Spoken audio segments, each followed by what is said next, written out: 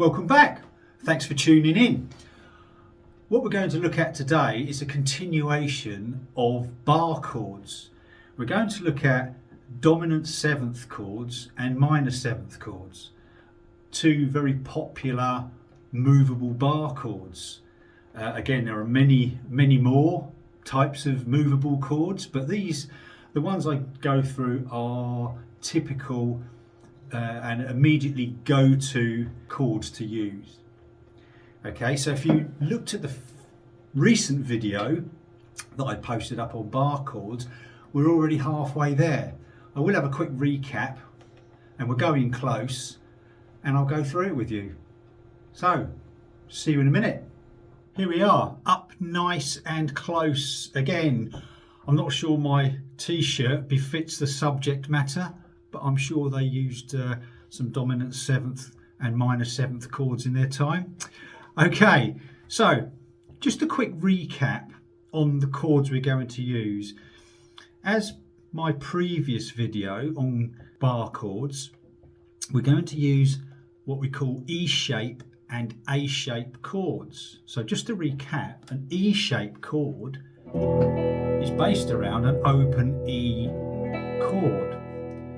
So we reconfigure the fingers, move up, so we've still got that there, finger across there is the bar, move it up, and we have a major chord. In this case it's a G rooted on the G note, so the open chord, bar chord. Okay, what we also did was A-shape chords. So A-shape chords based around an open A. Reconfigure the fingers there, use the bar across there, move it up, tip your your index finger underneath the E string to mute it, and then we get, that is now a C A-shape bar chord. And as I said on my previous video, I personally don't use the three fingers like that when I'm barring it. I bar across those three notes with my ring finger like that, and I can still manage to get the top note there, which is covered by this bar. Okay, one thing that's also important that I will mention is that when you're doing bar chords, I'm just going to flip round here, is to keep your thumb on the back of the neck like this and keep a low wrist. So your thumb's on the back of the neck, almost in the middle, like that. Okay, some people do it like this. I'm an adversary of doing this. Okay, you keep a low wrist and then you get the bar chord shape there. If you start doing this, you're limiting your coverage. I like to open it out like that and play. Okay, so the first chord we're going to look at, dominant seventh chord. Like I said, if you've already looked at the previous video and even on our recap, if I take that main bar chord, take this little finger off, I now have an A dominant seventh chord. Dominant sevenths predominantly used in the blues, but of course that isn't always the case. It can be used anywhere in the right circumstances. So again, it's based around an open E7, which is finger off, you're exposing what's called a flat 7. So when you're up here, that note there that's being exposed by lifting this finger off is the flat 7, and that gives it its name of dominant seventh. So that is a dominant seventh chord in A, rooted on the low E string. Okay, so if I now wanted to play a dominant seventh on the A string root, okay, so we go back to here, lift off once again the middle finger there, we're exposing the flat 7, which in this case is a G. So again, reconfigure the fingers, bring the bar up, and instead of doing that, take that finger off. What I tend to do is use the 3rd and 4th fingers either side of the G string in this case. There's my flat 7. Okay.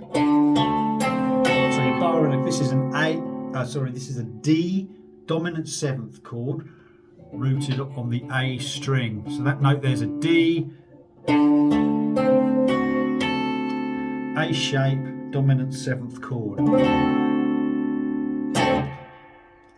And to shift it up, I can just play an E dominant 7th. Okay, so when you get your blues progression, we'll use the 1-4-5 like we did last time. So 1 is the 1st chord, 4 is the 4th chord, and then 5 is the 5th chord of the given key. Now the only thing about this is, in any key, and I don't want to get too bogged down with theory, but in any key there's only one dominant 7th chord, okay, and that's actually in the 5th position. Now the thing about the blues, it uses all dominant 7ths in the traditional format, okay, so it's quite a melting pot of ideas. You can use major and minor scales and all sorts, pentatonics particularly. So if we had a little chord progression,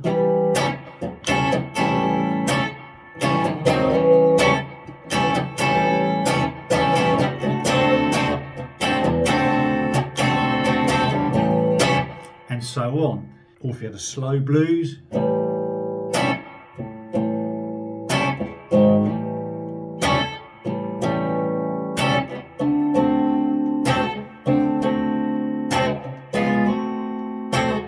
and so on, as I keep saying. So there's your dominant 7th chords. Now another one I will show you very quickly is a C-shaped dominant 7th, which is very popular in my book. That is based around a C chord. So that is your open C. Donk, another donk. If I put my little finger on the 3rd fret of the G string, I get my flat 7.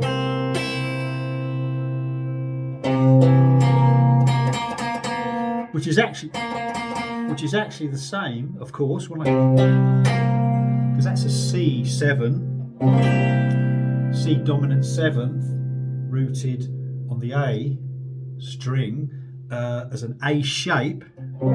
That's a C shape. Now I can move this C shape up, same as I can with the others, and play a dominant 7th chord further up the guitar. So where my finger is going to be the root note. So this is a dominant 7th E chord. Now what is important here is muting the unwanted strings. So what you need to do is mute the low E with your thumb and the high E with the sort of underside of this ring finger here. This index finger. I don't know my fingers. There, so you could. So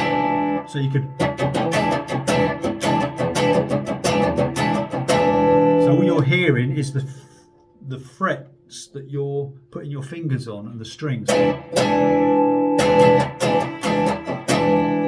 Okay, so if we had that blues, I'll do a very quick blues turnaround.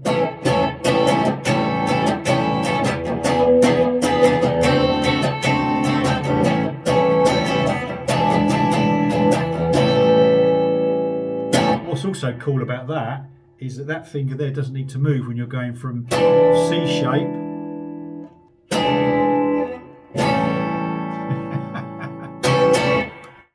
Let's now look at minor seventh chords. Okay, so in exactly the same way, we're using our E and A shapes. Okay, so we have an E minor. If we wanted to play an E minor 7 in open position, we just take our third finger off there.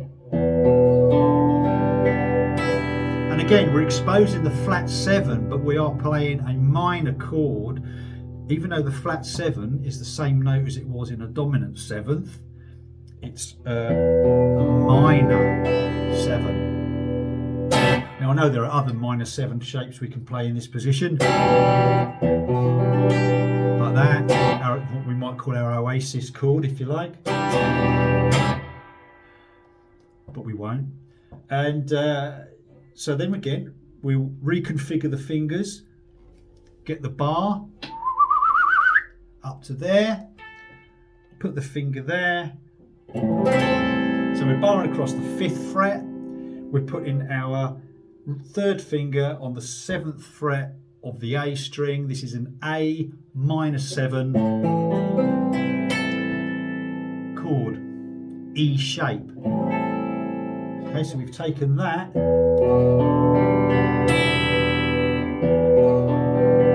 matter which finger you want to use, but when we bar it, of course, we need to use our third finger. So that's a minor 7 A. It's a minor 7 G. Okay, C minor 7 on the 8th fret. There you go. So very simple. Bar, and then the finger on the A string, in this case the C, and then you're on the 8th fret bar, 10th fret A string with the C minor 7. If we now look at A shape minor chords, minor 7ths, we'll start off with our minor shape in A, and if, like before, if we wanted to play that anywhere else, we would move the nut, our finger would be the nut, and then we would form the A shape, A minor shape there. Okay, and then we could play that anywhere we wanted as a minor shape, movable A shape. Okay, so if we go back to the main shape here and take off our third finger, we get a minor 7 A shape. And like the other one, like the E shape, we're exposing the same note as we did with the dominant 7th. Because it's the minor 7th is a dominant 7th, but here we're playing minor chord. So we have the minor intervals. So once again, reconfigure the fingers, bring that up, so we've got that shape there, and then we move it up.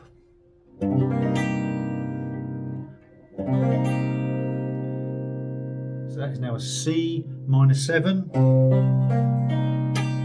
That's a D minor 7 in the 5th fret.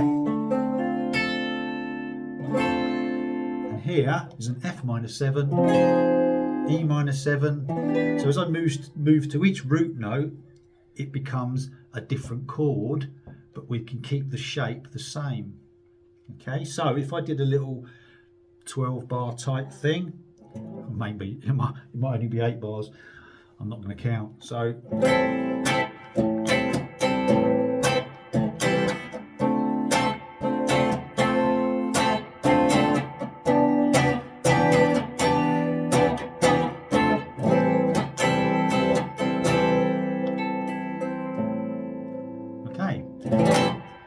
there you go. So that's your minor 7 rooted on the low E and the A strings, E shapes and A shapes. Give it a go. Well, I hope you enjoyed that video. my look at dominant 7th and minor 7th bar chords. If you liked what you saw and you managed to get something from it, please leave a comment, give the video a like and subscribe to the channel if you haven't already. And I'll see you next time. So for now, bye.